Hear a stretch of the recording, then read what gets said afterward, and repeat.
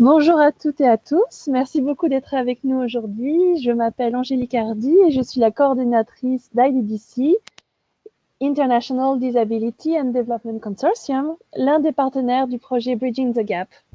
Bridging the Gap 2 est une initiative financée par l'Union européenne. Elle est coordonnée par la FIAP, la Fondation ibéro-américaine pour l'administration et les politiques publiques, en partenariat avec 3 agences européennes pour la coopération et le développement, les agences espagnoles, italiennes et autrichiennes, ainsi que 2 ONG internationales, le European Disability Forum, EDF, et IDDC, que je représente. Quelques mots sur IDDC avant de commencer. Nous sommes un consortium international regroupant 32 ONG, dont des organisations de personnes vivant avec un handicap. Notre mission est d'encourager le développement inclusif au niveau international en mettant en particulier l'accent sur la promotion de la jouissance pleine et effective des droits humains pour toutes les personnes vivant avec un handicap au sein de communautés économiquement défavorisées.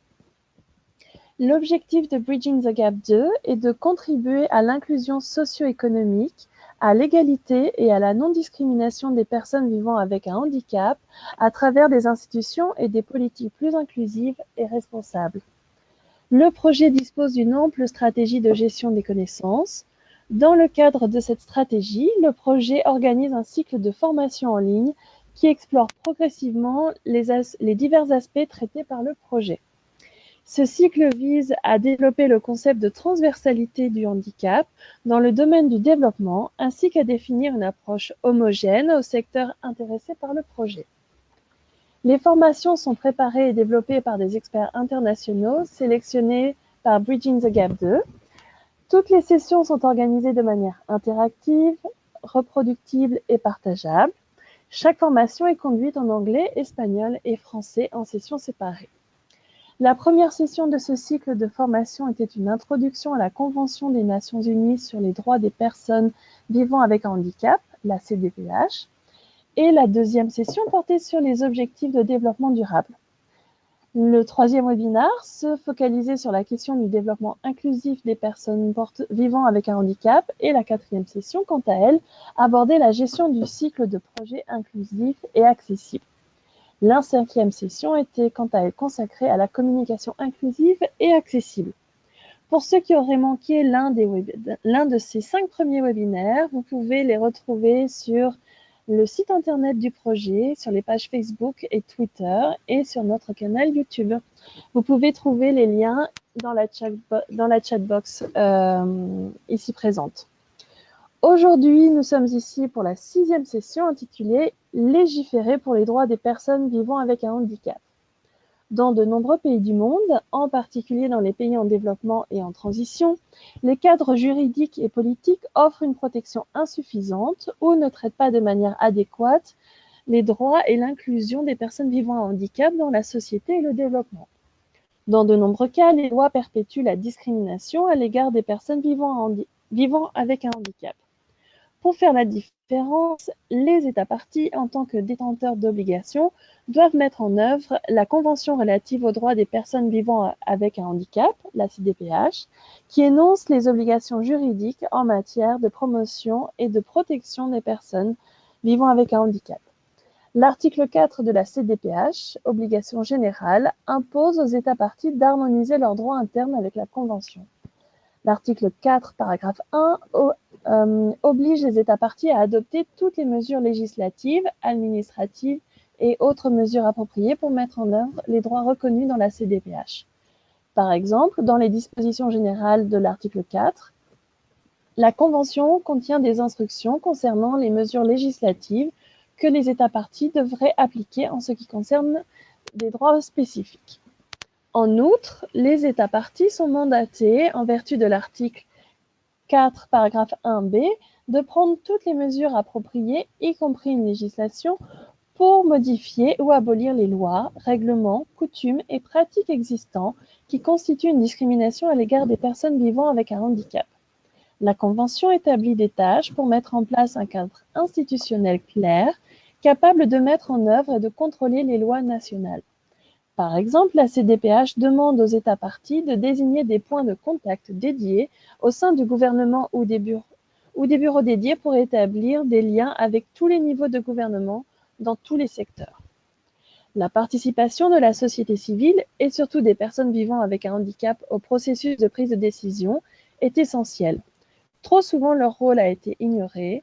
La CDPH demande donc aux États parties de veiller à ce que les personnes vivant avec un handicap et leurs organisations représentatives participent à la réforme du droit et à l'élaboration de politiques. L'article 4, paragraphe 3 exige de toujours prendre des mesures actives pour garantir leur participation pleine et effective. L'importance d'inclure les personnes vivant avec un handicap dans le processus d'élaboration des lois est également mentionnée à l'article 3, qui établit la participation pleine et effective et l'inclusion dans la société en tant que principe général de la CDPH. En outre, l'article 29 reconnaît le droit des personnes vivant avec un handicap à participer à la vie politique et à la vie. Pour veiller à ce que les lois révisées soient conformes à la Convention, les gouvernements peuvent tirer parti d'un organe nouvellement créé ou déjà existant, comme par exemple une commission de l'égalité, une institution nationale de défense des droits de l'homme ou une commission des personnes vivant avec un handicap, pour procéder à un examen complet de la législation. Ce processus devrait 1. Faire appel à des experts d'institutions gouvernementales et de ministères, de la société civile, de personnes vivant avec un handicap et de leurs organisations représentatives. 2. Établir et surveiller les délais pour l'achèvement des résultats. 3. Mettre en place un comité parlementaire chargé de superviser le processus et d'examiner systématiquement toute proposition législative afin de garantir sa cohérence avec la Constitution. Pour nous aider aujourd'hui à explorer ce sujet extrêmement important, nous avons la chance d'avoir avec nous Imed Ouertani, défenseur des droits des personnes vivant avec un handicap en Tunisie. Depuis la révolution tunisienne en 2011, il a planifié, mis en œuvre et évalué plusieurs actions de plaidoyer, dont la plupart ont été couronnées de succès. Ces actions ont porté sur des modifications législatives telles que la modification de la loi électorale et de la constitution tunisienne. En outre, il s'est efforcé de garantir les engagements politiques au niveau national, comme la signature de la Charte tunisienne des droits des personnes vivant avec un handicap, qui a été signée par les partis politiques représentés par 187 députés à l'Assemblée des représentants du Parlement. En 2016, il a obtenu une maîtrise en droit dans le domaine du droit et de la politique en matière de handicap international et comparé à l'Université nationale d'Irlande à Galway. Par la suite, il est devenu le premier boursier Bridge au sein de l'Alliance internationale pour les personnes vivant avec un handicap, IDEA, et de Humanity and Inclusion. Au cours de sa bourse, M. Ouertani a donné des formations, un soutien et un encadrement à plusieurs groupes, incluant des personnes vivant avec un handicap, dans leurs actions de plaidoyer, et ce dans différentes régions du monde telles que l'Afrique, le Moyen-Orient et l'Europe. Avant de commencer, juste quelques conseils techniques. Le webinaire est sous-titré en direct et le lien pour suivre le sous-titrage en direct est dans la chatbox également. Et bien maintenant, je donne la parole à Imed. Merci encore et bon webinaire. Merci Angélica, merci à tout le monde d'être présent. C'est un vrai plaisir d'être parmi vous. Je suis ravi de partager mon expérience et mes connaissances avec vous. Donc, merci aussi à IDDC pour cette opportunité. Donc, on m'a demandé de faire une présentation sur tout ce qui est législation et harmonisation légale concernant les droits des personnes handicapées dans les différents pays. Et c'est un sujet vraiment très important car cela touche le cœur des actions des organisations de personnes handicapées. Et cela aussi constitue une étape fondamentale vers l'application de la Convention internationale relative aux droits des personnes handicapées. Alessia, donc, Oui, Imed. second slide. Oui, deuxième slide, s'il vous plaît. D'accord. Voilà. Donc, dans ce sujet, pourquoi c'est important et comment commencer? Quelles sont les questions fondamentales qu'on doit se poser avant de commencer? Tout d'abord, il est important de comprendre dans notre pays qui est en charge et comment ça fonctionne la mise en place d'une loi ou d'une modification de loi. Il est important de se poser les premières questions concernant ce sujet, c'est-à-dire qui propose? Qui est en charge de proposer les lois ou de proposer des modifications de loi? Ça peut être le Parlement, ça peut être une institution, le ministère, un ministre, une commission. Qui participe à cette modification? Est-ce que dans le processus de modification ou le processus de mise en œuvre d'une loi, est-ce que c'est permis que des organisations, des associations participent? Par exemple, dans une discussion, dans la modification de la loi de travail, il y a très souvent une discussion avec les syndicats. Donc, il est important pour nous de savoir qui participe à ce processus de modification ou de création d'une loi. Enfin, qui valide? Qui a le dernier mot pour valider les propositions et le processus? Cela comprend à la fois les institutions et les personnes. Bien sûr, étant dans un processus de plaidoyer, il est important pour nous de savoir à la fois l'institution responsable de la proposition, de la participation, de la validation, mais également des personnes en elles-mêmes. Les députés, leur nom, leur parti politique, le ministre, son parti politique, son nom, le chef de cabinet. Il est important d'avoir ces données-là avant même de commencer à discuter de la législation, car cela nous donne une carte dans notre processus de plaidoyer. À qui allons-nous nous adresser? Next. Pourquoi c'est important? Pour plusieurs raisons. Pourquoi c'est important de voir et de travailler sur l'harmonisation légale ou la législation légiférée pour les droits des personnes handicapées? Il est important que nous travaillons sur la mise en œuvre de la CDPH et son harmonisation légale dans notre pays, afin que tous les secteurs, les gouvernements successifs, tous les niveaux appliquent les obligations qui sont dans la Convention internationale. C'est-à-dire qu'on ne va pas s'amuser à chaque nouveau gouvernement d'avoir de nouvelles obligations ou de changer en fait ce qui existe.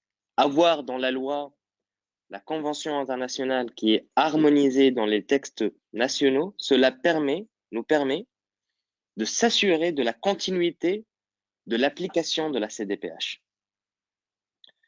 On appelle ça la domestication ou l'harmonisation. Il est important aussi de travailler sur ça parce que de nombreux pays, ils ont reformulé leurs anciennes approches, leurs anciens textes avec de nouveaux mots qui sont issus de la Convention internationale. C'est-à-dire qu'ils n'ont pas réellement modifié leur approche, ils n'ont pas réellement mis en œuvre les droits des personnes handicapées selon la Convention, mais ils ont fait une sorte de reformulation de ce qui existait déjà. Si on lit différents rapports des pays au Comité des droits des personnes handicapées, on va trouver que ils mentionnent beaucoup des lois de 90 et début 2000 en disant qu'ils sont conformes à la CDPH parce qu'ils reformulent leurs anciennes approches selon de nouveaux mots qui sont issus de la CDPH.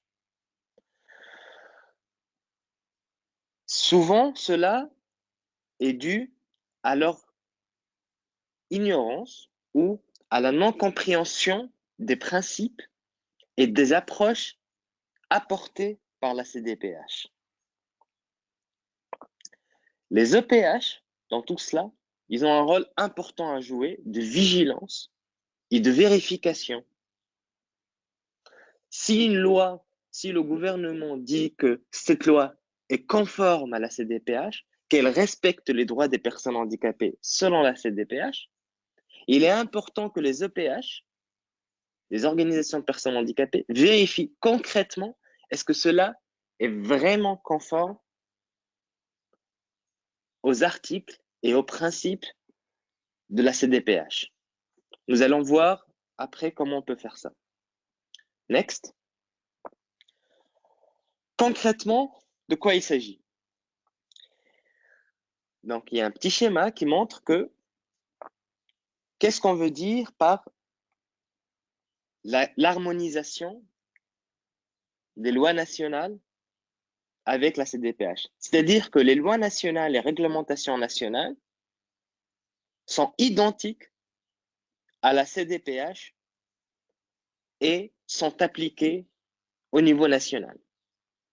On ne parle pas d'harmonisation, on ne parle pas de domestication si les lois ne sont pas appliquées et ne sont pas conformes aux articles et aux principes de la CRDPH, de la CDPH. Next. Quelle est l'étape principale? En fait, concrètement et de façon très claire, il y a deux schémas possibles. Est-ce que les lois nationales et réglementations nationales sont conformes, sont égales à la CDPH ou ils ne sont pas conformes ou ils sont contraires à la CDPH? Notre travail constitue notre travail, c'est de vérifier que notre loi et nos réglementations sont égales, sont conformes à la CDPH. Next. Quelles sont les étapes? Tout d'abord, en tant qu'OPH, il nous faut revoir les lois. Quelles lois sommes-nous censés examiner?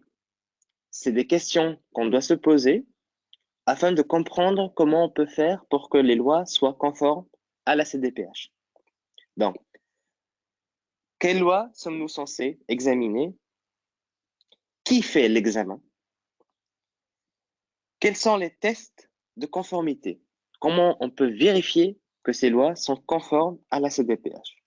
Deuxième étape, développer une stratégie. Que voulons-nous? Par où commençons-nous? Troisième étape, faire du plaidoyer, du plaidoyer, du plaidoyer. Quatrième étape, faire encore plus de plaidoyer, de plaidoyer et de plaidoyer. C'est-à-dire, notre travail essentiel, après ces deux étapes, c'est de vraiment faire du plaidoyer. Parce que souvent, on gagne ou on arrive à modifier une loi qui concerne, je prends par exemple la loi électorale ou la loi de la santé, mais c'est pas systématique que le gouvernement a appris à faire cela tout seul ou systématiquement.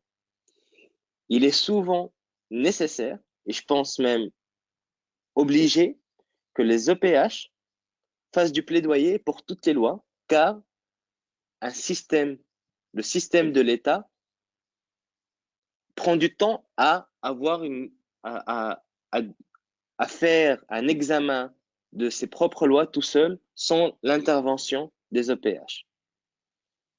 Et même souvent, dans le même secteur, on arrive à modifier une loi, mais les circulaires ou d'autres lois ne sont pas modifiées parce que l'État ne sait pas comment faire et parce que ils n'ont pas dans leur système, ce n'est pas systématique qu'ils vont appliquer ou regarder de façon générale l'harmonisation avec la CDPH. Next. Comment on peut aller vers l'harmonisation? Ainsi, comme disait Angelica au préambule, selon l'article 4, l'État peut être amené à adopter ou abroger ou modifier des lois qui concernent spécifiquement les personnes handicapées. C'est-à-dire que dans des lois, surtout, même si c'est des lois qui concernent spécifiquement les personnes handicapées, il est important de se poser la question, est-ce que cette loi prend en compte toutes les personnes handicapées dans toutes les régions de notre pays? Très souvent, il y a beaucoup de catégories de personnes handicapées qui ne sont pas ni mentionnées, ni prises en compte dans les lois. Donc, d'autre part, très souvent, la spécificité de la femme handicapée ou de l'enfant handicapé sont rarement pris en compte dans les lois, même spécifiques aux personnes handicapées. Deuxième type de loi que l'État sera amené à regarder, c'est des lois qui restreignent les droits des personnes handicapées. Ils ne concernent pas directement les personnes handicapées, mais ils ont une influence, ils ont un impact sur les libertés des personnes handicapées. Par exemple, et c'est très connu, c'est les lois de tutelle et sur l'incapacité juridique des personnes handicapées. Est-ce qu'une personne handicapée ou une personne avec déficience intellectuelle ou mentale a le droit de vote dans notre pays? Est-ce qu'une personne avec déficience visuelle a le droit de signer dans les banques? C'est des lois qui ne concernent pas spécifiquement les personnes handicapées, mais qui restreignent leur liberté. Troisième type de loi, c'est les lois qui concernent une variété de personnes et qui incluent les personnes handicapées. C'est-à-dire, par exemple, les lois de façon générale, les lois d'antidiscrimination.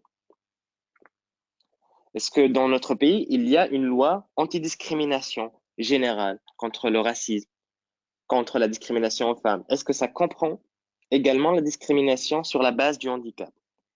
Les lois sur la sécurité sociale, les lois sur la tutelle, les codes pénaux, le code de travail, tous ces types de lois qui concernent une catégorie de personnes, incluant les personnes handicapées. Loi qui mentionne pas spécifiquement, excusez-moi, le quatrième type de loi, c'est les lois qui ne mentionnent pas spécifiquement les personnes handicapées, mais qui les concernent. C'est-à-dire, par exemple, les lois du transport, la loi de la famille, les lois de la construction. Pourquoi cela les concerne? Par exemple, sur les lois de la construction, est-ce que cette loi met en place une obligation d'accessibilité? Si on prend un autre exemple, par exemple, la loi de propriété intellectuelle, est-ce que cette loi de propriété intellectuelle ne limite pas la modification du matériel intellectuel de manière à la façon accessible ou de manière accessible? Est-ce qu'on peut, par exemple, modifier un livre pour le rendre accessible sans que cela ne soit interdit par la loi de propriété intellectuelle? Next. Bien entendu, si vous avez des questions, vous pouvez les poser directement par chat et Angelica ou Alessia prendra la peine de me dire. Donc, quelles sont les lois à revoir? Il ne faut pas se limiter aux lois qui concernent ou les lois qui sont, disons, traditionnellement sur lesquelles on peut agir ou qui sont traditionnellement prises en compte par les organisations de personnes handicapées. Il faut avoir un regard assez large pour examiner, par exemple, les lois concernant les médias, la santé, le transport, euh, l'accès à l'information. Next. Également, la loi concernant la justice, la loi de la construction. Il y a beaucoup de lois auxquels nous devons prêter attention pour vérifier s'ils sont conformes aux obligations et aux principes de la CDPH. Next. Ici, il s'agit d'une liste de différentes lois sur lesquelles on peut agir et lesquelles on doit avoir un regard. Bien sûr, la Constitution représente une des lois les plus importantes.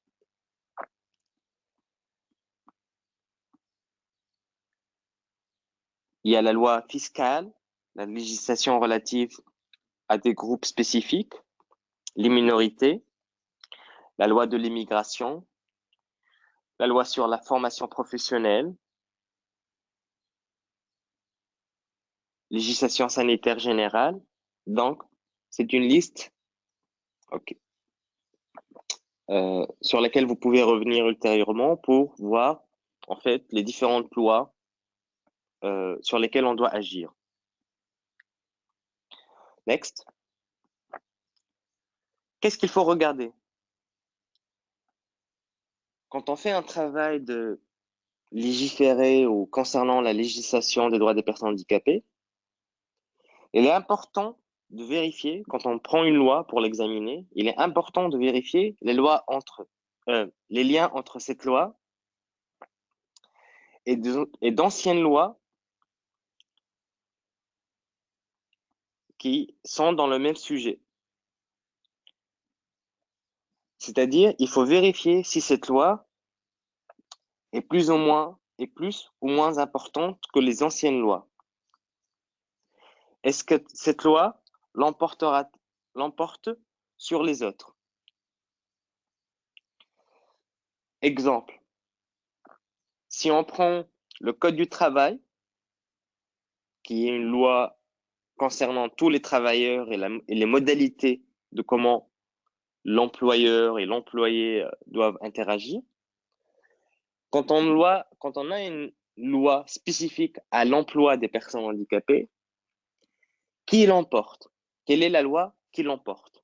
Est-ce que c'est le Code du travail ou cette loi spécifique? Est-ce que, en cas de litige, sur quelle loi on peut se baser pour revendiquer ses droits? Deuxième chose à regarder, est-ce que cette loi a les mêmes valeurs et est-elle conforme aux principes de la CDPH? La vision globale de cette loi, les principes, la valeur de cette loi, est-elle conforme aux principes de la CDPH? Troisième chose,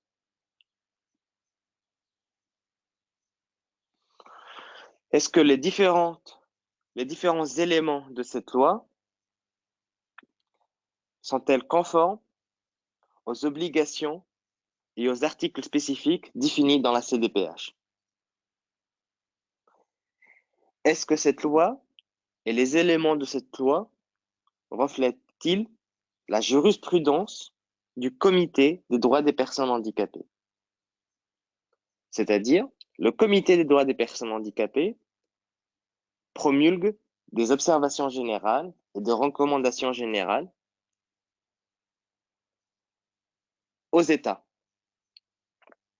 Est-ce que cette loi, sur laquelle on est en train de faire une analyse, reflète la jurisprudence, reflète la vision apportée, les notions expliquées par le Comité des droits des personnes handicapées? C'est-à-dire, il ne suffit pas de faire un travail juste comparatif avec la CDPH, mais également voir comment le comité explique ces articles et est-ce que cette loi et les différents éléments de cette loi sont conformes à cela. Pourquoi on dit les différents éléments? Parce que très souvent, dans le chapeau de la loi, au niveau supérieur dans l'introduction de la loi, on est très souvent dans un langage qui est plus ou moins conforme à la CDPH. C'est-à-dire, par exemple, on va dire, cette loi vise à améliorer, promouvoir les droits des personnes handicapées pour garantir leur inclusion dans la société. Très, très bien. Mais quand on lit la loi, dans d'autres éléments plus en bas de cette même loi, on va trouver que des dispositions sont même contraires à l'inclusion des personnes handicapées. Exemple parlant dans plusieurs pays, la loi de l'inclusion des personnes handicapées dans des enfants handicapés dans l'école. On trouvera que cette loi vise à l'inclusion des personnes handicapées dans les écoles ordinaires, mais quand on va lire la loi, on va trouver que il y a beaucoup de notions de centres spécialisés, de classes séparées, de tests médicaux pour voir si l'enfant est incluable ou pas. Et donc, on va trouver finalement que c'est contraire même à la vision de la CDPH. Next. De façon générale, comment on peut faire pour vérifier si la loi reflète la CDPH? En fait, c'est une méthode très très simple, c'est de vérifier si cette loi respecte et reflète les principes généraux de la CDPH qui sont dans l'article 3. Nous avons 8 principes. Il est important de connaître ces principes par cœur et de vérifier, quand on va faire une analyse de la loi, si ces principes sont reflétés et respectés dans la loi. Exemple, est-ce que dans la loi du travail, est-ce que la dignité inhérente et l'autonomie de la personne est respectée? Exemple, quand on dit par exemple que les personnes non et malvoyantes ont le droit uniquement de travailler en tant que standardiste dans les institutions publiques et privées. Est-ce que cette loi respecte la dignité et l'autonomie de la personne? Je dirais pas totalement, parce qu'il y a une restriction de la liberté. Parce qu'on peut dire que les personnes mâles et non-voyantes peuvent travailler en tant que standardistes, mais il ne faut pas limiter cela à ce travail uniquement. Est-ce que, je vais prendre un autre exemple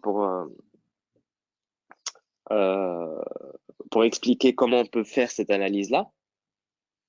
Exemple, quand on dit, je vais continuer avec cette notion du travail et de l'emploi, quand on dit que les personnes handicapées ont le droit de bénéficier ou de participer aux concours nationaux pour être employées dans le secteur public. Très très bien. Mais s'il n'y a pas la phrase et le concours national doit être accessible à ces personnes, donc ici, cette loi, même si au premier abord, elle nous paraît bien, mais on peut voir qu'elle ne respecte pas deux principes de la CDPH, c'est-à-dire, un, l'accessibilité, et deux, l'égalité des chances. Si une personne sourde entre dans un jury pour faire un entretien avec ce jury-là, et qu'il n'y a pas une présence d'un interprète en langue des signes, c'est-à-dire qu'il n'a pas les mêmes chances pour être employé, ou par exemple d'être accepté dans une université, qu'une autre personne, parce qu'on n'a pas pris en compte l'accessibilité et l'égalité des chances de cette personne. Donc, ce genre de travail, ce genre d'analyse, il est important de le faire pour chaque principe de la Convention internationale. Il y a 8 principes, il est important que quand on fait une analyse, regarder principe par principe si cela est reflété et respecté dans la loi qu'on est en train d'analyser. Next. Comment on peut vérifier l'harmonisation? Essai d'harmonisation ou test d'harmonisation. Donc,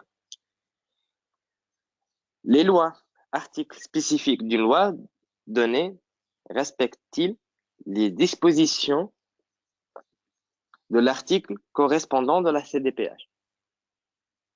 C'est-à-dire, on doit faire poser la question et on doit vérifier si cet article ou disposition de la loi nationale sont en conformité avec l'article spécifique de la CDPH. Exemple, l'éducation, la loi de l'éducation nationale, est-ce qu'elle reflète l'article 24 de la Convention? Est-ce que le code électoral ou la loi sur la participation politique, est-ce qu'elle reflète l'article 29 de la Convention? Est-ce que les dispositions ou le code de procédure légale reflètent l'article 13 de la Convention? Donc, c'est une question primordiale à se poser. Tout d'abord, on va vérifier si cette loi et ces différents articles reflètent l'article spécifique de la CDPH. Ensuite, est-ce qu'il y a une mention sur les droits des personnes handicapées? Est-ce que les personnes handicapées sont mentionnées ou prises en compte dans cette loi? Très souvent, l'absence de mention signifie l'absence de mesure. C'est-à-dire, quand on prend une loi, il n'y a pas la mention des personnes handicapées et des mesures qui sont nécessaires pour avoir l'égalité des chances et de pouvoir bénéficier de cette loi, c'est-à-dire qu'il y a très très peu de chances que les personnes handicapées puissent bénéficier sur la base de l'égalité avec les autres de cette loi. Est-ce que cette loi reflète les obligations de l'État, telles que mentionnées dans l'article 4? Est-ce que, par exemple, quand on prend une loi, est-ce qu'il y a une notion de formation des employés? Est-ce qu'il y a une notion de recherche? Est-ce qu'il y a une notion de financement concernant l'accessibilité? Toutes ces questions doivent être posées pour vérifier si on est en train de faire de l'harmonisation légale. Est-ce que cette loi est conforme à la CDPH? Enfin, est-ce que les lois et les articles en question tiennent compte de la jurisprudence du comité de la CDPH en ce qui concerne cet article spécifique? C'est-à-dire, est-ce que cette loi ou cet article ou cette disposition est conforme à ce que le comité dit ou à ce que le comité recommande pour pouvoir appliquer un droit donné? L'exemple que j'ai pris tout à l'heure, c'est-à-dire très souvent, on parle d'éducation intégratrice de façon à ce qu'on comprenne que c'est une éducation inclusive. Mais le comité, grâce à une observation générale, un commentaire général, a bien expliqué qu'est-ce qu'on voulait dire par éducation inclusive.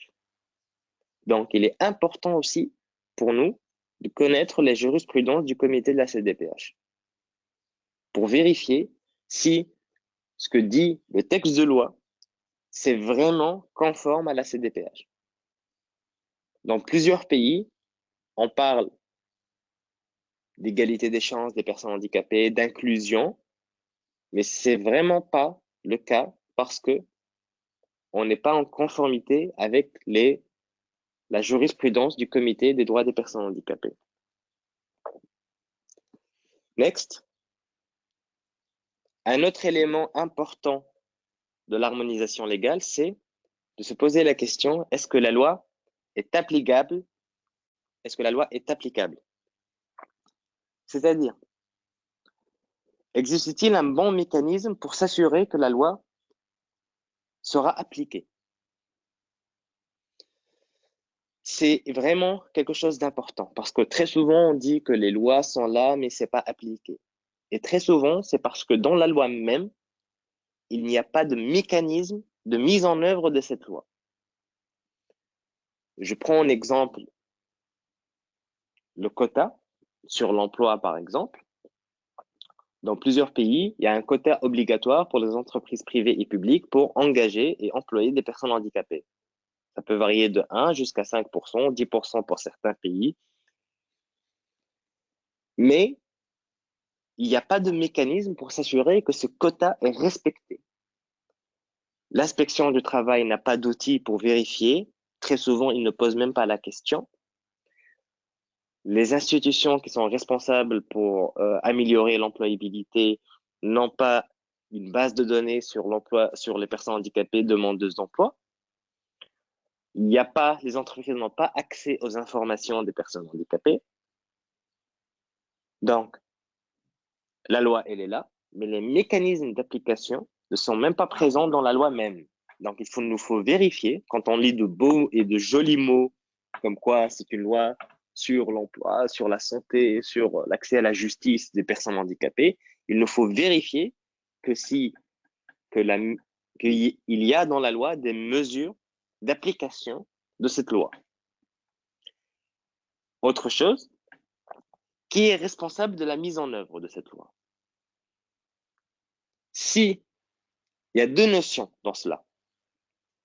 Si la personne, l'institution, le corps n'est pas mentionné dans la loi, c'est que probablement cette loi ne sera pas mise en œuvre. Si on dit par exemple euh, la loi sur l'éducation, la loi sur on prend la loi sur l'éducation. Voilà. La loi sur l'éducation encourage les personnes handicapées à être inclus dans les écoles ordinaires. Oui, mais qui est responsable pour s'assurer que cette loi est appliquée? S'il n'y a pas une mention d'un corps, d'une commission, d'une personne, d'une ressource, d'une institution qui doit s'assurer de la mise en œuvre de cette loi, c'est-à-dire que cette loi ne sera probablement pas respectée. Il y a un autre piège dans ça. Si la responsabilité est trop partagée, genre la phrase l'inclusion des personnes handicapées dans la vie sociale est une responsabilité nationale. Si tout le monde est responsable, c'est-à-dire qu'il n'y a pas de personnes responsables. Il faut s'assurer d'avoir quelqu'un, il nous faut quelqu'un euh, qu'on peut pointer du doigt pour dire c'est votre responsabilité et c'est à vous de nous rendre des comptes. Quand je dis quelqu'un, il ne s'agit pas forcément d'une personne, ça peut être une institution, c'est-à-dire un ministère, ça peut être aussi une direction générale d'un ministère, d'une institution publique, indépendante. Donc, il nous faut quelqu'un à pointer du doigt et à remettre les responsabilités.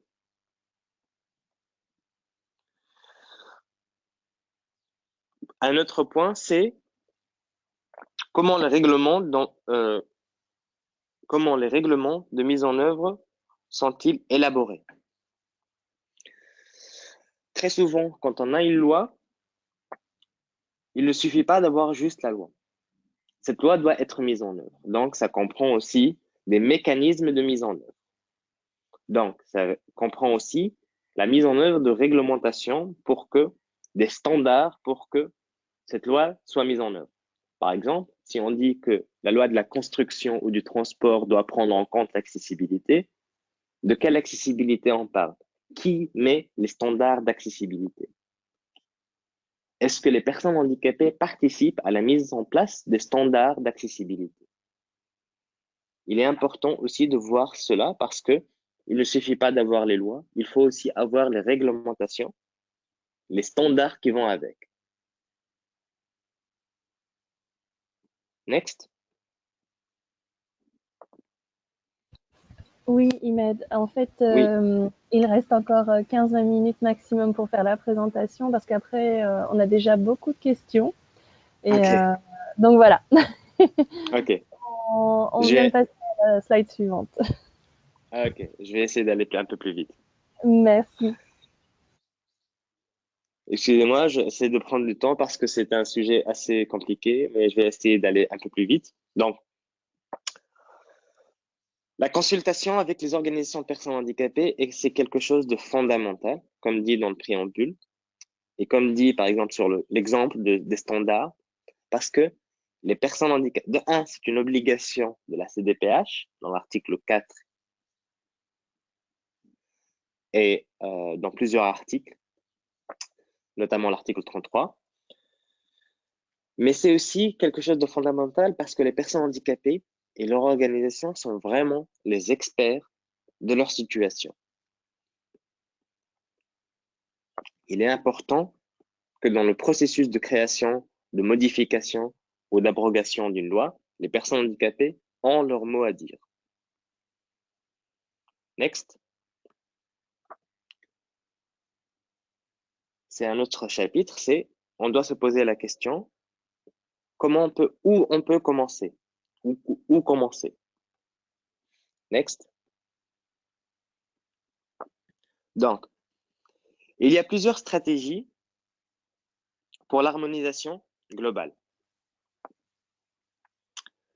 Premièrement, on peut commencer par une stratégie qui va viser à promulguer une loi sur les droits des personnes handicapées. C'est une loi générale qui va concerner de façon générale tous les droits des personnes handicapées. Ce qui comprend établir des normes pour l'accessibilité, les services communautaires, et cela qu'on va concerner plusieurs acteurs, que ce soit privés et publics. Et cela aussi va concerner plusieurs responsables, c'est-à-dire on va avoir une responsabilité de plusieurs ministères. Donc, il est important que cette loi mentionne les différentes responsabilités des différents ministères. Une autre stratégie consiste à promulguer une loi antidiscrimination globale.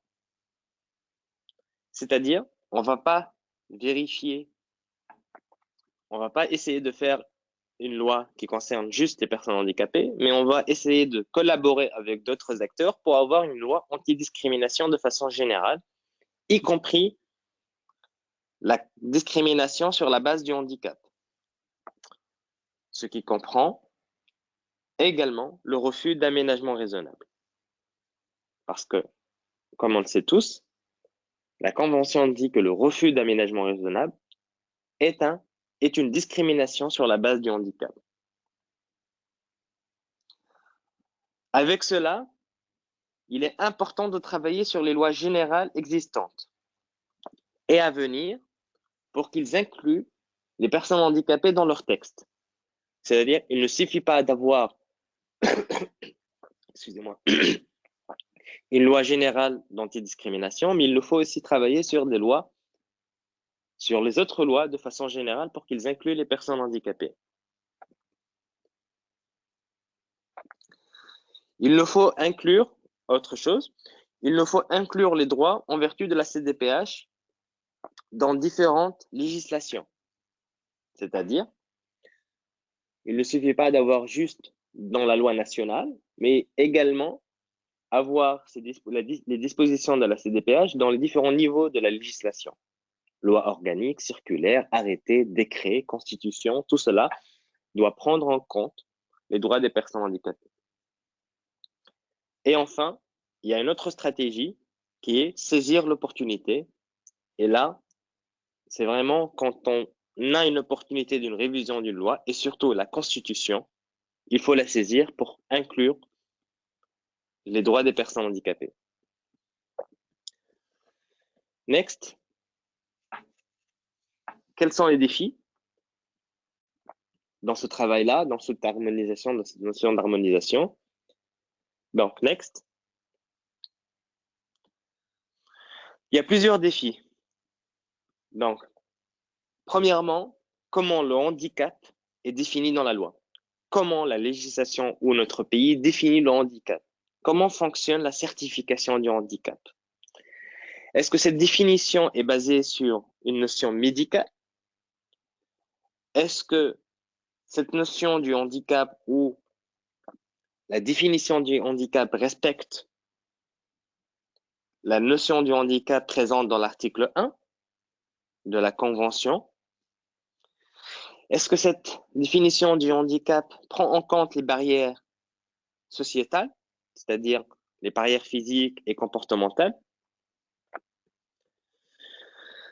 Il y a un problème parce que dans plusieurs pays, différentes lois donnent différentes définitions du handicap. Et c'est souvent, ce n'est pas une définition, mais plutôt un critère d'éligibilité pour avoir le droit ou pour pouvoir jouir du droit. On va trouver que le Code du travail va définir le handicap d'une façon, alors que la loi de la santé va définir d'une autre façon, alors que le Code électoral va définir d'une autre façon. Donc, on ne sait pas vraiment quelle est la définition présente dans notre législation concernant le handicap. Et deuxième chose, est-ce que cette définition est conforme à l'article 1 de la Convention internationale? Donc, il est important que si on va travailler sur une loi antidiscrimination, cette loi doit avoir la définition la plus large possible du handicap, afin que des catégories de personnes ne soient pas exclues de cette loi.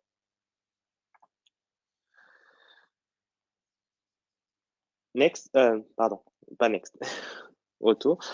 Initier l'amendement des lois non spécifiques en handicap pour le respect de la CDPH. C'est un défi parce que, on va dire, pourquoi on doit modifier cette loi, puisque de façon générale, les personnes handicapées sont considérées dans cette loi.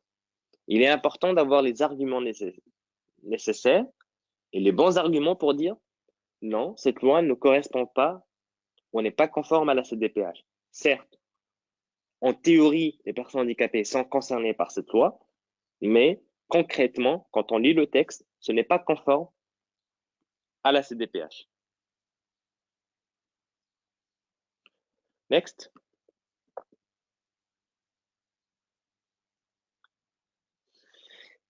Il est important de s'en tenir au champ d'application de la loi. C'est-à-dire,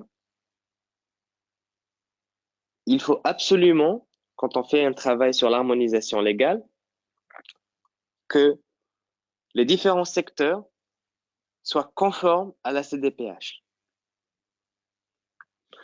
Si un secteur ne figure pas dans la législation, c'est-à-dire que ce secteur-là ne prendra pas en compte les personnes handicapées ou le droit des personnes handicapées. Par exemple, le salaire minimum ne peut pas être pris en compte dans une loi sur les usines.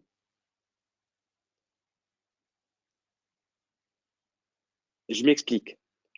Le salaire minimum concerne le revenu de l'employé, mais une loi sur l'usine concerne également l'accessibilité, les modes de travail, l'assurance accident de travail, tout cela. Donc, ces différentes choses, ces différents secteurs ne peuvent pas être dans la même loi. Et donc, il est important quand on regarde de façon, par exemple, l'emploi des personnes handicapées, il est important de regarder toutes les lois. Je vais passer sur ce point-là. Donc, next. Très, très vite. On va avoir un focus sur la non-discrimination et discuter sur la non-discrimination. Next. L'interdiction de la discrimination sur la base du handicap doit être inscrite dans la législation qui s'appliquera à tous les acteurs publics et privés opérant dans le pays. C'est-à-dire, il est important, il est primordial, fondamental et tous les synonymes de ce mot-là d'avoir la notion de non-discrimination sur la base du handicap dans notre loi nationale. Parce que cela va garantir un recours juridique, va garantir également l'aménagement raisonnable. Cette loi ou cette disposition doit comporter toutes les formes de discrimination, c'est-à-dire les discriminations associées ou les discriminations par association. C'est-à-dire, si je suis le membre d'une famille d'une personne handicapée, je peux subir des discriminations. Donc, cette notion, cette définition de non-discrimination sur la base du handicap doit inclure cela. Si je suis une femme handicapée, je vais subir une double discrimination. Si je suis une personne handicapée issue d'une minorité, je vais être doublement discriminé. Et donc, la définition de non-discrimination doit inclure toutes ces notions. Cela doit aussi inclure l'obligation de fournir des aménagements raisonnables. Et le refus d'aménagement raisonnable doit être considéré comme une discrimination sur la base du handicap. Next. Donc, l'égalité et la non-discrimination. La Constitution et autres lois sur l'égalité et non-discrimination incluent-elles expressément le handicap en tant que de raison pour la discrimination. C'est-à-dire, est-ce que les personnes handicapées sont protégées concrètement, spécifiquement, par cette loi? Est-ce qu'ils sont mentionnés?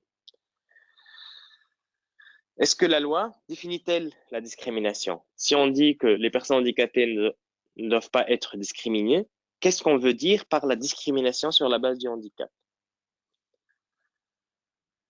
Est-ce que la loi reconnaît que le refus d'aménagement raisonnable est une discrimination? Est-ce que la loi interdit-elle la discrimination directe et indirecte? Est-ce que la loi interdit-elle la discrimination par association? Quand on va regarder un texte de loi qui concerne la non-discrimination et l'égalité, il faut se poser ces questions, il faut vérifier que c'est bien pris en compte. Next. Est-ce que la loi interdit-elle la discrimination sur le handicap perçu ou attribué? C'est-à-dire si on pense que personne, même si c'est une personne non handicapée, si on peut attribuer, une personne considère que cette personne est une personne handicapée, elle va le discriminer. Est-ce que la loi prend en compte ce genre de discrimination? La loi protège-t-elle contre le harcèlement? Parce que très souvent, une loi antidiscrimination ne prend pas en compte la notion d'harcèlement. Donc, il faut voir si la notion d'harcèlement est bien prise en compte dans la loi. Est-ce que la charge de la preuve ou le fardeau de la preuve est déplacé? C'est une notion très compliquée, on ne va pas entrer dans ça, mais c'est-à-dire, si je dis que j'ai été discriminé,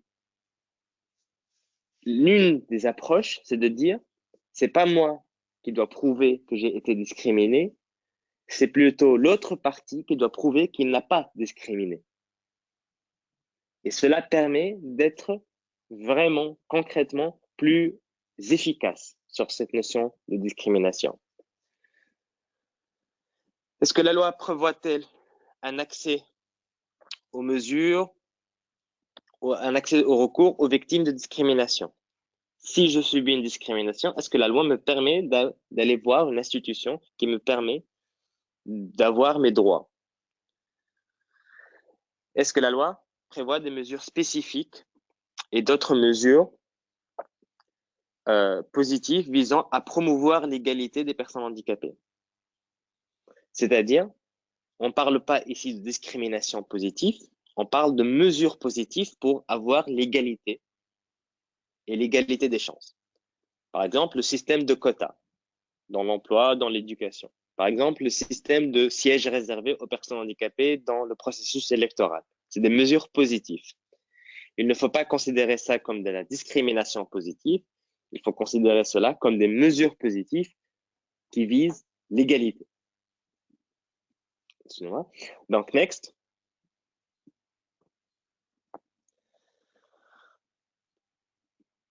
Si on dépasse la notion de non-discrimination, les lois globales ou les lois doivent, distinctes, doivent être promulguées, modifiées pour garantir que les personnes handicapées jouissent et exercent tous leurs droits fondamentaux sur un pied d'égalité avec les autres. Cela nécessite de s'assurer que l'accessibilité est atteinte progressivement, mais sûrement. Prise de connaissance et changement de perception dans la société. Un soutien est fourni aux personnes handicapées et aux familles d'enfants handicapés. Next, et dernier slide. Ici, c'est un outil qui a été développé par plusieurs instituts qui vous permet de faire un travail d'analyse et de collecte des lois. C'est un outil très pratique, c'est-à-dire, vous mettez, c'est une sorte de tableau qui va prendre en compte, par exemple, un des droits. Droit à la santé, à l'accès à la justice, à l'éducation, à l'emploi. Et comment utiliser cet outil? Donc, on va prendre un droit et on va voir qu'est-ce que notre État, qu'est-ce que notre pays, qu'est-ce que notre gouvernement dit à propos de ce droit pour les personnes handicapées ou de façon générale. Donc, on va voir la Constitution, on va écrire l'article spécifique de ce droit qui est présent dans la Constitution de notre pays. Ensuite, on va mettre à côté l'article spécifique de la Convention qui traite de ce droit. Exemple, l'éducation, c'est l'article 24. Droit à la famille, c'est l'article 23. Et donc, on va l'écrire là. Donc, après, on va descendre d'un niveau et on va voir qu'est-ce que les lois nationales, c'est-à-dire les lois organiques et les lois ordinaires, qu'est-ce qu'ils disent à propos de ce loi, de ce droit, excusez-moi, de ce droit. Et là, on va pas vérifier seulement les droits, qu'est-ce qui mentionne les personnes handicapées, mais toutes les lois qui parlent de ce droit-là. C'est-à-dire que si on parle de l'emploi, on va travailler, on va mettre en place, on va écrire les lois, le code du travail, et on va écrire également, s'il y a une loi spécifique sur l'emploi des personnes handicapées, on va l'écrire également dans ce tableau, dans cette colonne-là. Après, on va voir les textes d'application. Est-ce que on va mettre, par exemple, les décrets d'application, les arrêtés, les circulaires, on va les mettre, on va les écrire ici pour voir si, de un, ces textes sont appliqués. Excusez-moi. On va voir si les textes d'application existent ou pas. Et s'ils existent, comment ils traitent cette question. Enfin, on va passer à la jurisprudence nationale. S'il y a des recours devant le tribunal, qu'est-ce que la justice dit à propos de ce droit pour les personnes handicapées? Je vous avoue que cette colonne, c'est la plus difficile à trouver.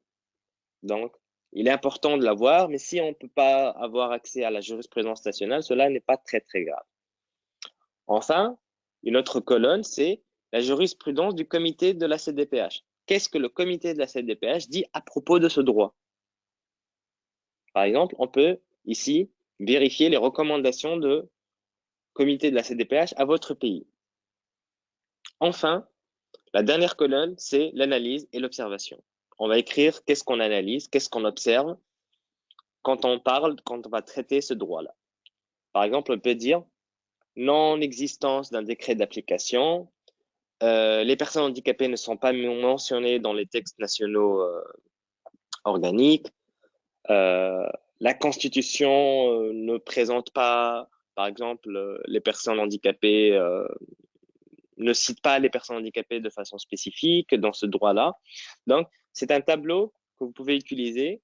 Ça prend du temps pour voir comment ça fonctionne, mais une fois commencé, c'est un tableau aussi qui va vous permettre, si on le fait une fois, on est assuré de l'avoir pour toujours parce que après ça va être simple de le modifier. S'il y a une modification, on va revenir vers ce tableau, on modifie la colonne et cela nous aide à voir l'évolution des textes de loi.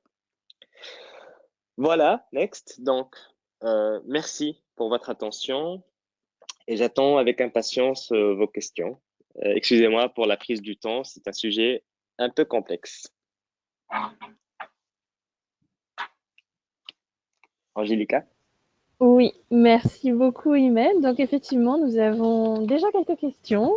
Euh, Nous avons 20 minutes. Si jamais nous n'avons pas le temps de toutes les aborder, sachez que nous les avons toutes collectées via la box, via le chat box, et que nous y répondrons par la suite par écrit. Et voilà, nous allons pouvoir commencer par une question de Adiara Dao Traoré.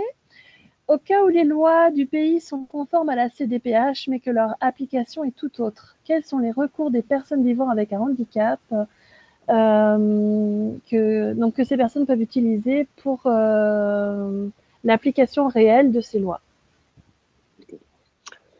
Merci pour la question. En fait, si les lois vraiment sont conformes à la CDPH, mais ils sont appliqués d'une autre façon, et c'est souvent le cas, c'est-à-dire que la loi est conforme, elle est très très bien, mais la politique publique qui vise à appliquer cette loi n'est pas vraiment mise en œuvre de façon positive.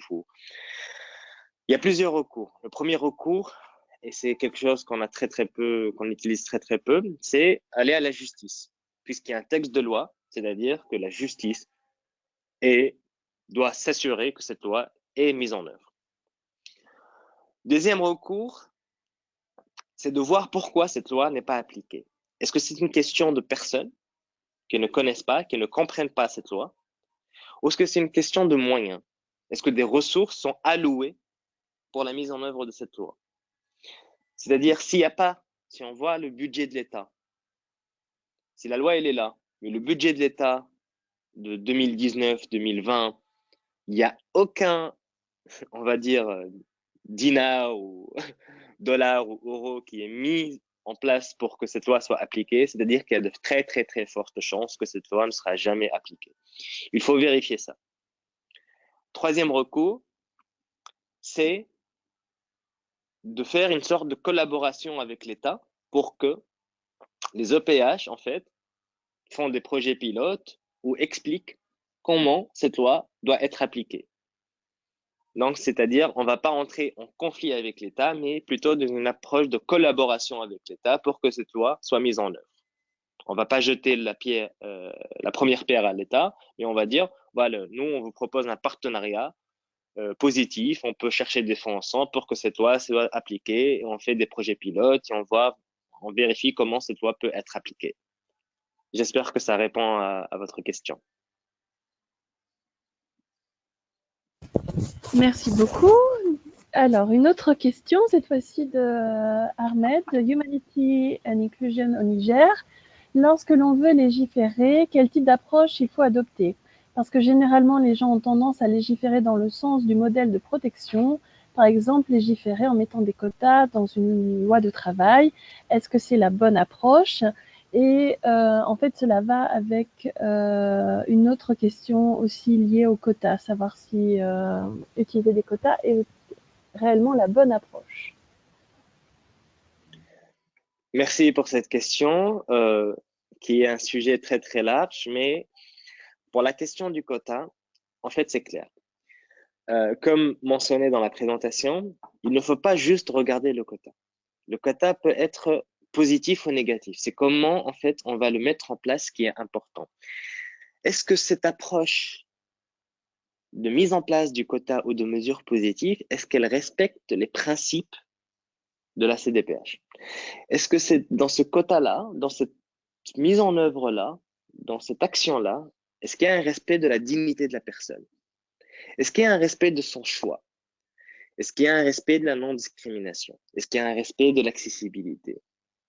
S'il y a un respect de ces 8 principes de la Convention, alors là, on va basculer dans une approche positive du quota, c'est-à-dire selon la Convention, l'article 5 de la CDPH qui dit les mesures qui visent à atteindre l'égalité de facto, l'égalité réelle des personnes handicapées avec le reste de la population ne sont pas et ne doivent pas être considérées comme des mesures de discrimination ou des mesures, disons, négatives. Mais si ce quota, cette action-là, est plutôt dans une approche protectionniste, médicale, les pauvres petits handicapés, on doit les aider, on doit les soutenir parce qu'ils ne peuvent pas. Donc, il n'y a que le quota qui est là de façon assez, dans une approche charitable de la chose. Là, ça devient négatif.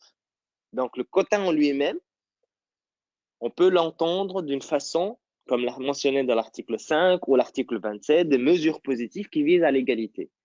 Mais il nous faut nous assurer que cette mesure respecte la vision, les principes de la CDPH. C'est de la théorie législative. J'espère que ça a été clair et ça répond à votre question. Merci beaucoup. Cette fois-ci, une série de questions de André Kaby qui s'intéresse plus au cas des personnes vivant avec un handicap mental. Donc, une première question sur l'implication des organisations des personnes handicapées. Est-ce qu'une association des parents d'enfants handicapés mentaux ne devrait pas être considérée comme une OPH?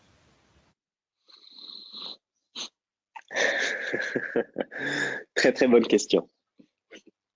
Donc, je vous invite à lire le commentaire général du comité, le dernier commentaire général, observation générale du comité des droits des personnes handicapées. Et il explique très très bien qu'est-ce que c'est qu'une OPH, qu'est-ce qu'il n'est pas une OPH. Donc, pour ma part, je sais que les parents sont présents dans la CDPH, dans le préambule, donc c'est une catégorie qui est prise en compte par la CDPH. Après, c'est aussi très important de comprendre qu'est-ce qu'on entend par enfant de personnes avec déficience mentale. On a très souvent tendance à appeler les personnes avec déficience ou handicap mental des enfants, alors que la personne a 25 ans, 30 ans, 40 ans et on les appelle encore des enfants. Donc, si c'est vraiment des enfants de personnes handicapées intellectuelles ou mentales, c'est-à-dire moins de 18 ans, il n'y a aucun problème. Mais si c'est des personnes qui sont des majeurs, dépassent en fait le cadre de l'enfance, là, les associations de parents doivent agir pour s'assurer de l'autonomie de ces personnes, de basculer vers le soutien à la prise de décision. De basculer vers une prise de décision partagée au sein de l'association. C'est un sujet sur lequel le comité s'est prononcé ou a tenté de se prononcer, mais qui reste un petit peu complexe. Merci pour cette question. J'espère que j'ai répondu. Je vous invite à lire le commentaire général. En fait, je ne l'ai pas en tête, mais je pense qu'il y a une réponse dans ce commentaire général. Merci. Alors André Cavi avait deux autres questions qui, je pense, sont liées. Donc peut-être à vous de voir si vous pouvez rajouter quelque chose dessus. Son autre question, c'était pensez-vous qu'il faille légiférer sur le droit des parents d'enfants handicapés pour qu'ils puissent agir en lieu et place des enfants handicapés mentaux. Donc, et son autre question, c'était est-ce que l'accessibilité pour les enfants handicapés mentaux ne devrait pas aussi passer par le bénéfice à leurs parents, par exemple le droit à l'emploi, notamment pour les enfants à handicap lourd?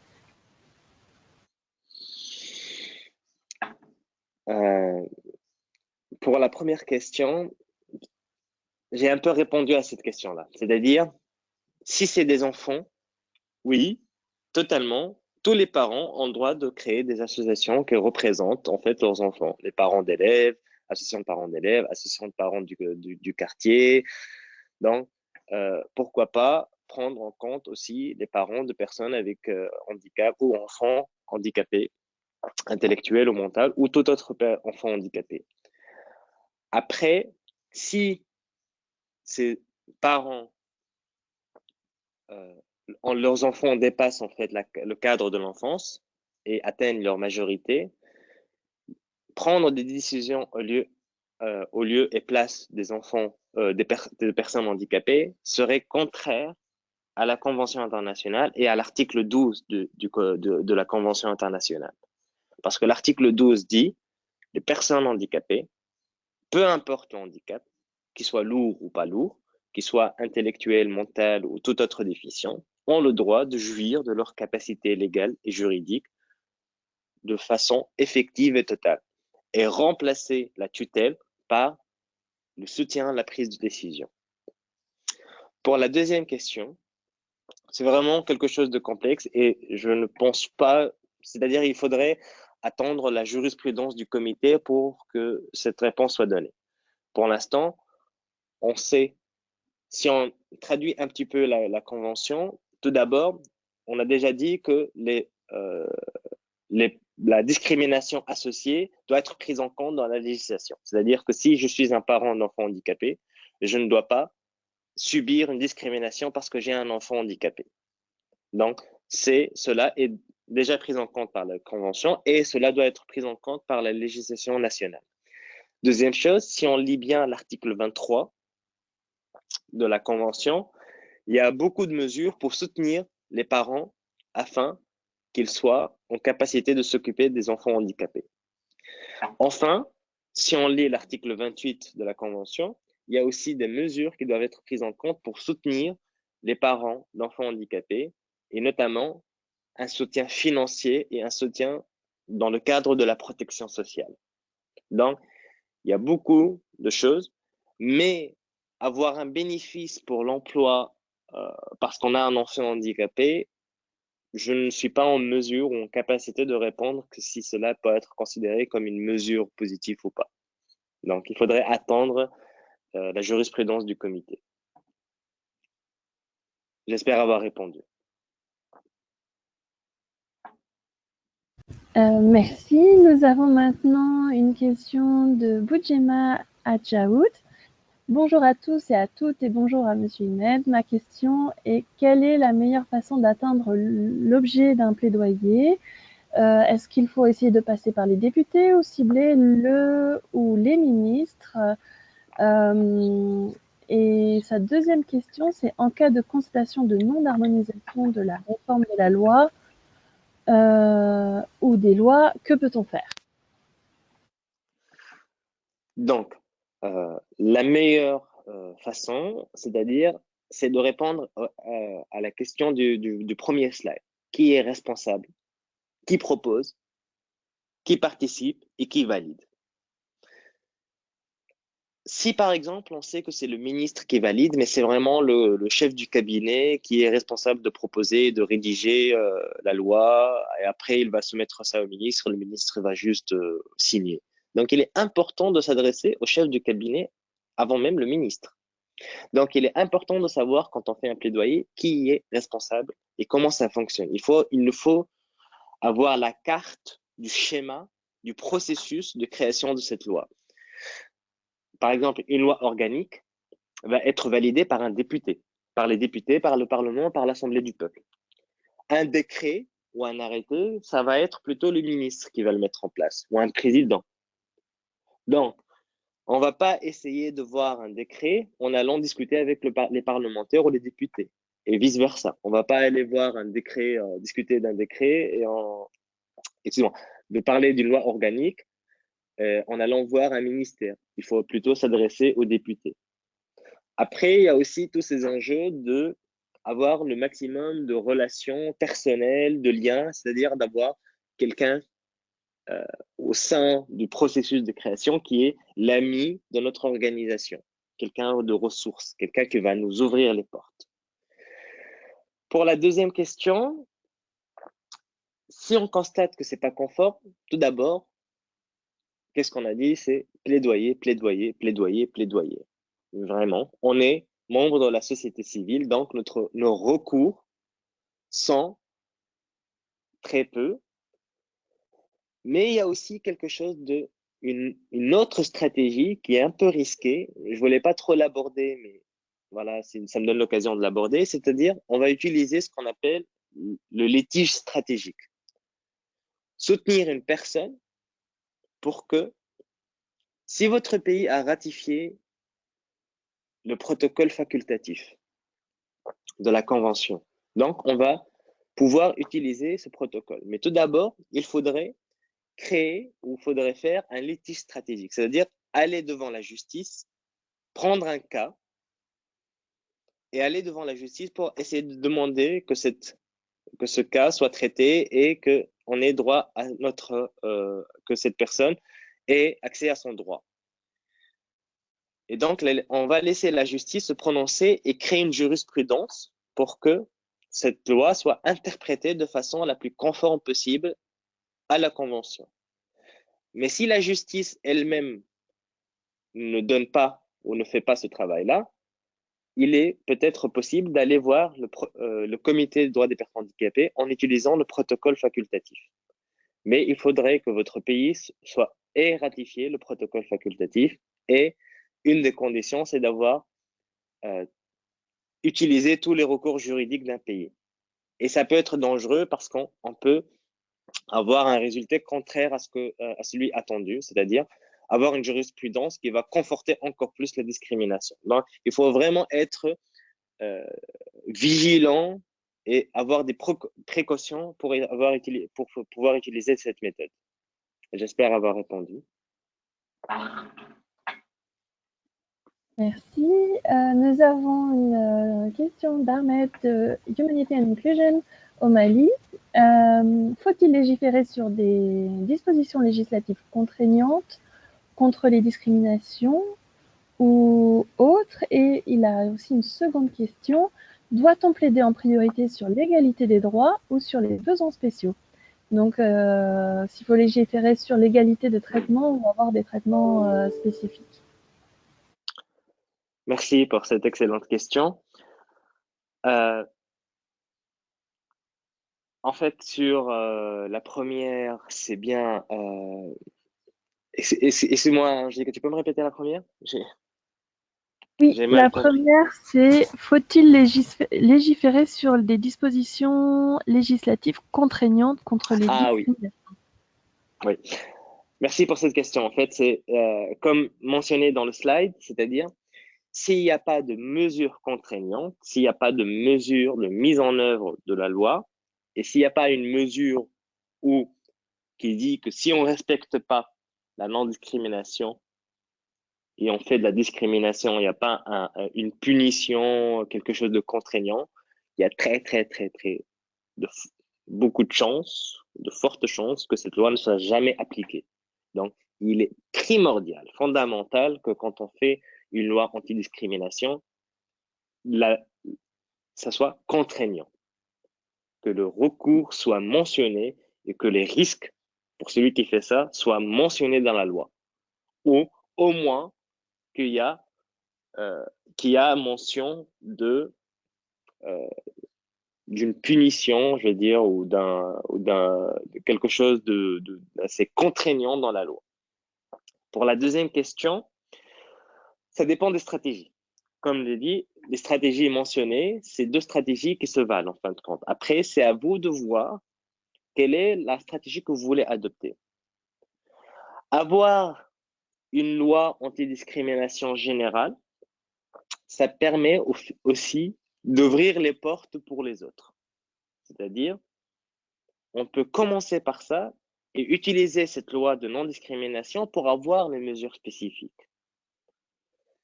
Avoir une mesure d'égalité et de non-discrimination dans une loi va nous permettre, c'est un argument suffisant pour dire, voilà, votre loi de travail n'est pas conforme à ça parce que si c'est pas accessible, s'il n'y a pas d'aménagement raisonnable, donc s'il n'y a pas un quota comme étant mesure positive, les personnes handicapées seront discriminées. Votre loi sur l'éducation est exclusive et crée de l'exclusion des personnes handicapées parce qu'elle n'est pas conforme à cette loi-là. Donc, les deux stratégies se valent. Après, ça dépend aussi de l'opportunité qu'on a. Si on a une opportunité de collaborer avec plusieurs associations féministes, de minorités, des migrations, des choses comme ça, ou de minorités religieuses, pour créer une loi antidiscrimination générale, oui, il faut y aller. Et après, travailler sur d'autres lois. Il ne suffit pas d'avoir... En fait, Il ne suffit pas d'avoir une ou l'autre. Il faut avoir les deux. Après, c'est à vous de voir par laquelle vous voulez commencer. Mon approche personnelle, et c'est vraiment juste mon avis, c'est pas, prenez pas ça comme un avis technique, mais mon avis, c'est d'avoir une loi antidiscrimination parce que cela va faciliter l'abrogation ou la modification d'autres lois qui viennent après. Voilà, j'espère avoir répondu.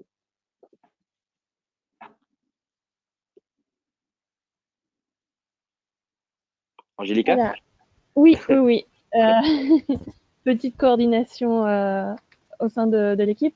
Donc, un grand merci pour tout. On va malheureusement devoir arrêter pour les questions. Nous en avons reçu d'autres, donc on va vous les transmettre, y mettre par écrit pour que vous puissiez y répondre. Parce que voilà, nous sommes arrivés à la fin de cette session légiférer pour les droits des personnes vivant avec un handicap. Un grand merci, Maître, pour votre participation et pour avoir dédié votre temps aujourd'hui à répondre à toutes ces questions et à présenter cette thématique très importante. Je voudrais également remercier tous les participants. J'espère que cette session vous a appris quelque chose, à clarifier les doutes que vous pouviez avoir sur ce sujet. Juste quelques dernières infos avant de nous quitter. Le cycle de formation du webinaire ne délivre un certificat de participation qu'aux personnes qui auront assisté à au moins 75% des webinaires et répondront à l'enquête de satisfaction. Les 75% de la formation correspondent en fait à 9 webinaires sur 12. Vous recevrez le sondage avec l'email de suivi à la fin de chaque session. Avec la vidéo de la session et le matériel d'apprentissage. La prochaine session aura lieu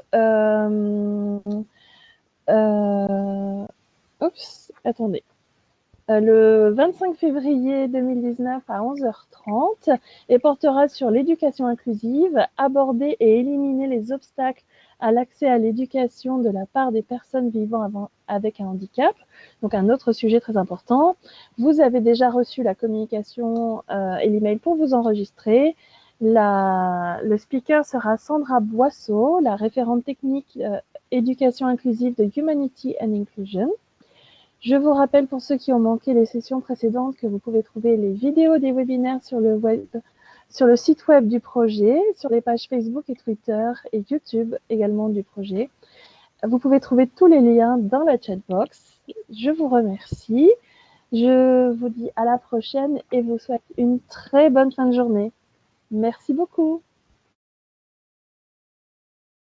Et bonjour, je suis Alessia Serogai et je voudrais seulement donner une dernière communication parce que ma collègue Angélique, elle m'a dit qu'il y a des personnes qui sont en train de suivre la session tout ensemble. Donc, c'est ça, je pense que c'est génial. Vous pouvez absolument organiser des sessions collectives. L'unique chose que je demande, de envoyer moi ou dans l'email de la KMS ou dans mon email, de envoyer moi les noms, les prénoms et l'email adresse, l'email de ces personnes qui suivent la session collectivement. Comme ça, je peux envoyer aussi à ces personnes les recordings les vidéos de la session, tout le matériel, les matériaux, désolé, et aussi le certificat à la fin du cycle de webinaire de Bridge the Gap. Donc, merci, très merci à tout le monde, très merci aussi à Ahmed, Angélique et à tous les participants. Bonne journée à tous et à la prochaine session. Au revoir.